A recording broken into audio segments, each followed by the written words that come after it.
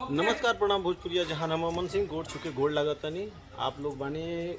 हमारे एगो शूट चलता भोजपुरी फिल्म रहना नहीं बिन तेरे। हमने के वही जन बानी जब शूट करतनी सिद्धार्थ नगर गोरखपुर में।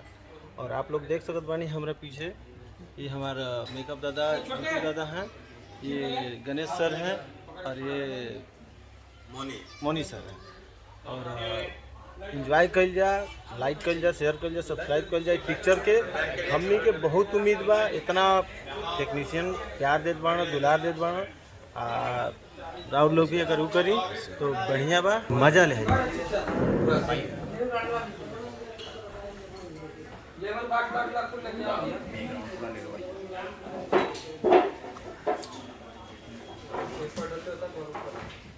है।